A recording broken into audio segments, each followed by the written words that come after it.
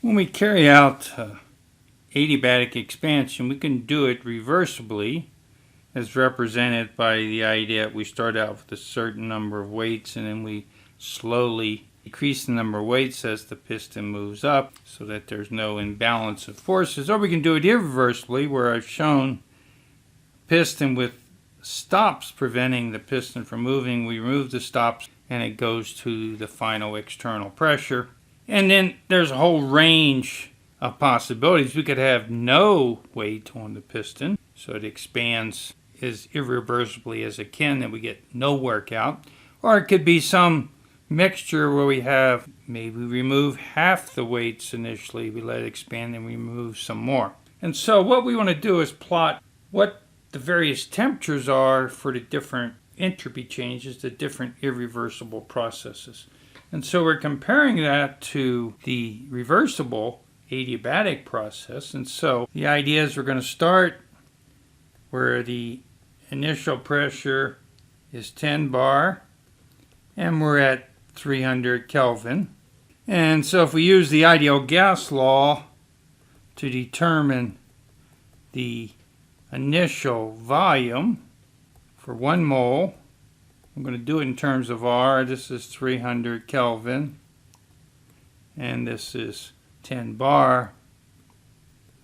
Then the initial volume is 30 times the gas constant. Now, if we want to compare different irreversible processes, we want to keep something similar, and that's the ratio of the final volume to initial volume. We could use pressure. We're going to use volume here. And that means we could calculate for the reversible case. That's where we get the most workout. And of course, there's no entropy change. And the equations that relate pressure and temperature, I'm just going to write down here. So this is adiabatic, reversible, but we're interested in terms of volume.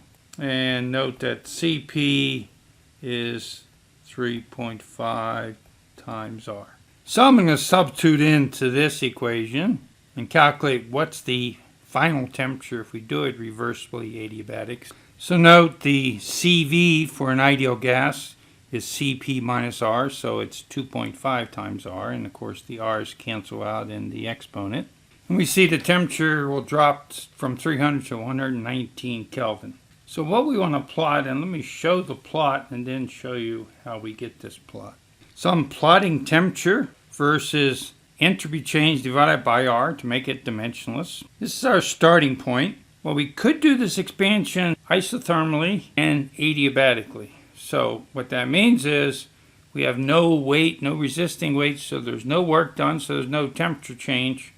It's a big entropy change, but we've got no workout. And this corresponds then to P external equals 0. We can also, like we just calculated, do it adiabatically and reversibly.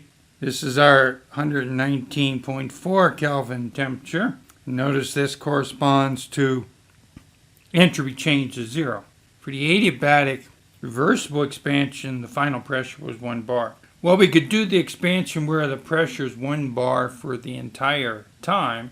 And if we do that, we can calculate what that temperature be. So let me pause and write down some things. So here's the first law for the case. We're going to do it adiabatically. 1 bar external pressure, so we're going to put 1 bar here. The volume change goes from 30 to 300 R. And we know CV, so we can calculate that final temperature.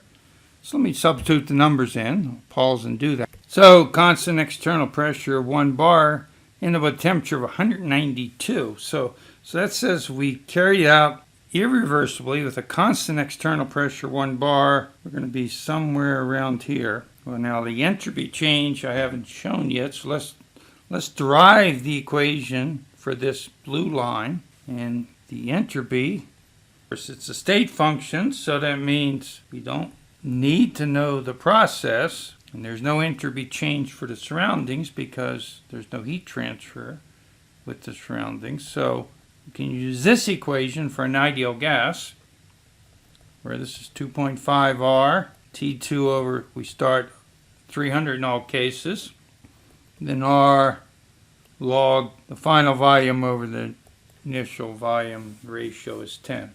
So this equation, since I'm going to plot dimensionless delta S of R. Let me just simplify this. So this is the equation for this blue line. This says for any temperature that we reach by some irreversible process, we can calculate the entropy change because of the state function. We don't know how we got to that point. More than one way we could do it, but the irreversible process means there's some imbalance of forces between the gas and the pressure exerted on the piston by the weights on it. So then this blue line defines all possible irreversible adiabatic expansions if we start from this point.